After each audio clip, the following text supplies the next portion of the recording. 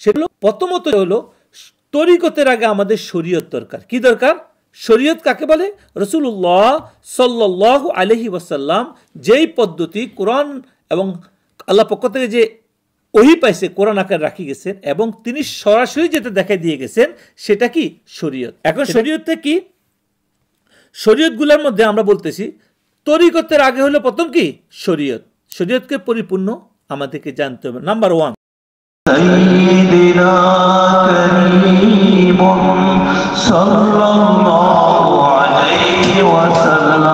আজকে যে বিষয়ে আমরা আলোচনা করব,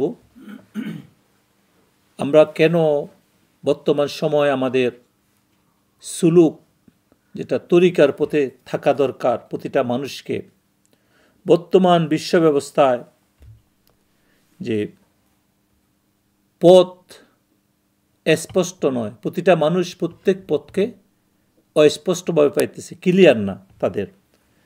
সব রকমের যেভাবে ইবাদত করুক, যেভাবে কর্ম করুক না কেন, সে কিছুক্ষণ পরে সে নিজেকে খুঁজে পাচ্ছে সে পথ হারিয়ে ফেলেছে।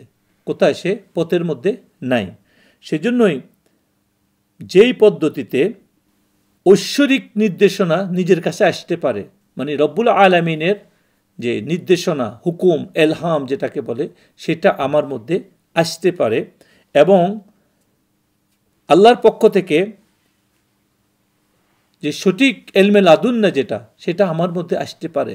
সেটা যেভাবে আমাদের বুজুর্গানে দিন যেই পদ্ধতিতে হাসিল করছেন, সেই পদ্ধতি কিভাবে আমরা অর্জন করতে পারি, যার মাধ্যমে আমরা বর্তমান বিশ্ব ব্যবস্থায় এই পথহারা অস্পষ্ট রাস্তাগুলা, আনক্লিয়ার রাস্তাগুলা, আমরা যেগুলো এত কিতাব পড়ার পরে, হাদিস পড়ার পরেও আমাদের সামনে আনক্লিয়ার, সেগুলার থেকে আমরা সঠিক রাস্তা খুঁজে পাইতে পারি। সেই জন্য আজকে এই আলোচনা। তো এখানে প্রথমত যেটা আমরা আলোচনা করব সেটা হলো সুলুক কাকে বলে, সুলুক কি? আসলে আরবি ভাষায় সুলুক বলা হয়, বাংলা ভাষায় বলা হয় কর্ম করা। কি করা? কোনো কাজ করা, ওয়ার্কিং করা, কাজ করাকে সুলুক বলে। এটা একটা ভাষা, তাসাউফের ভাষায় এটাকে বলা হয়। এখন যিনি সুলুক করেন তাকে বলা হয় সালেক। যিনি সুলুক করেন তাকে কি বলা হয়? সালেক। দেখুন ওয়ার্কার, ওয়ার্কিং যে করে ওটার ওয়ার্কার বলে, এরকমভাবে। এখন এই সুলুকের রাস্তা এটা একটা প্রাচীন পদ্ধতি। এটা কি একটা প্রাচীন পুরানো পদ্ধতি, যেটা সমস্ত সুফিয়াই কেরাম, আউলিয়াই কেরাম যেটাকে সংরক্ষণ করছে, যত্ন করছেন, সাধনা রিয়াজন করছেন, যারা একে অপরের সিনা বসিনা অনুসরণের মাধ্যমে তারা এই পদ্ধতিগুলা আমাদের সামনে রাখি গেছেন। যেই পদ্ধতিতে বিনা কোশ্চেনে অন্তর থেকে রবের সম্পূর্ণ হুকুম মানার জন্য নিজেকে তৈরি করা যায়, সেই পদ্ধতির নাম হলো সুলুক। যেই পদ্ধতি করার পরে, আমল করার পরে, ইবাদত করার পরে, তার মধ্যে বর্তমান সময়ে আমরা যেরকম হাদিস কোরআন পড়ার পরেও আমরা অস্পষ্ট, শুধু আমাদের ভিতরে প্রশ্ন, আমরা সব জায়গায় পথহারা। আর এই পথহারা রাস্তা থেকে উদ্ধারের একমাত্র রাস্তা হলো কি? আধ্যাত্মিক, স্পিরিচুয়াল, রুহানি তালুকাত আল্লাহর সাথে তৈরি করা। আর সেই তৈরি করার পদ্ধতি যুগে যুগে বুজুর্গানে দিন যেই রাস্তা দিয়ে গেছে, সেই রাস্তাকে তরিকত বলে। কি বলে? তরিকত বলে। এখন এই তরিকার রাস্তা, এই সুলুকের রাস্তা আমরা কিভাবে শুরু করব?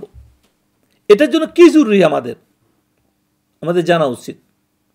তাহলে এখানে প্রথমত আসলো যে সুলুক শুরু করার আগে আমাদেরকে যেই বিষয়গুলা দরকার, সেটা হলো প্রথমত যেটা হলো তরিকতের আগে আমাদের শরীয়ত দরকার। কি দরকার? শরীয়ত কাকে বলে?